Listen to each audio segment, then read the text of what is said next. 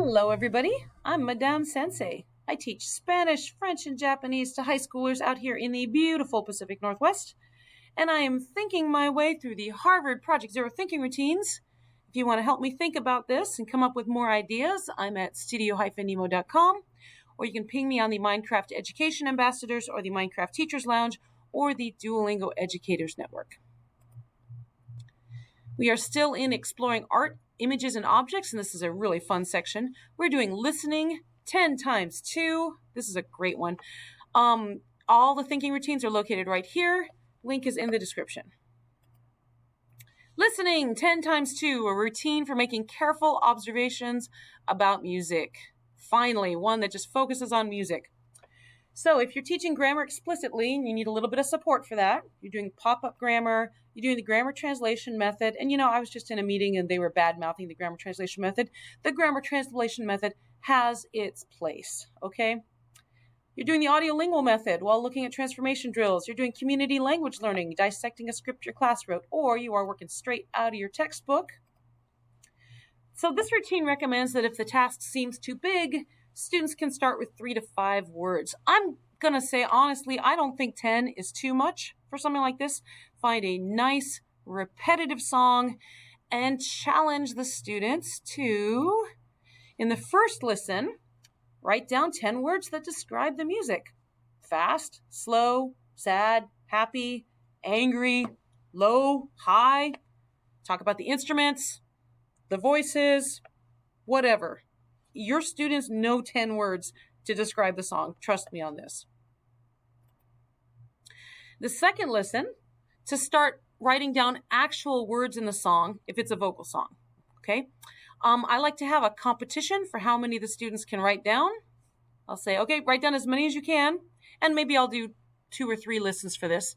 Then I'll have the students partner up and compare lists and see if they can expand their list, and then have a competition again. Competition for the most words that a group could find, and then I put those points into table group points following the GLAD technique, table group points, and I use Class Dojo for that, and I talk about that in a GLAD video. Find my playlist for GLAD and look for table group points. Maybe I'll put a link. When teaching literature, culture, history, art, and music, of course. So it goes without saying, now is not the time to have students listen to a translation of Old MacDonald, okay? Find something cultural. That's why I put this section in always. I talk about the grammar first because so many people are teaching grammar explicitly, and I want to remind everybody that the culture should be a huge part of your class. I mean, you cannot divorce the language from the culture. So don't do a translation of something that the students already know in English, okay? But that being said, sometimes translations are great fun and very cultural, okay? So my French students, they're hugely enamored of Claude François. I can understand why, because, man, if I had just 1/10 of the energy that he had, I'd be okay, all right? The students also already love the song "Oh What a Night" by the Four Seasons, and they know that song in English. So my classes really eat up "Cette année-là," which is his contrafaction of that. Contrafaction is not a translation. It's just you take the tune and you stick in new lyrics, okay? Heck, the Star Spangled Banner is actually a contrafaction. It's actually a drinking song. Did you know that?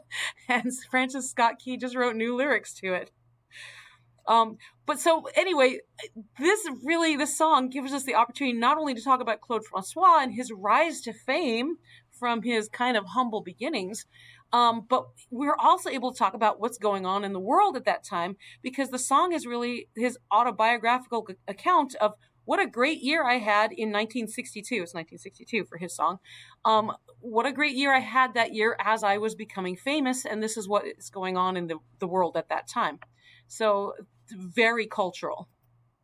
And speaking of Claude François, so since I teach 3 languages, some of my students, it's a language. Once you pop, you can't stop, right? So some of my students double dip and they take more than one language. And so my students who've taken French before and are now taking Japanese, they're well aware of Clo-Clo Claude Francois' nickname. So imagine how tickled they are when I show them this truly bizarre translation of Chanson Populaire by the Toastergjards, okay? It is such a weird video. I love it so much. The weirder, the better, because their memories will glom onto it when it's weird. So anyway, just summing up, make sure that whatever music you choose has a solid cultural foundation and you are good to go. In our next episode, we're going to do looking 10 times 2. So Harvard Project Zero separated out the listening and the looking. Hope to see you there.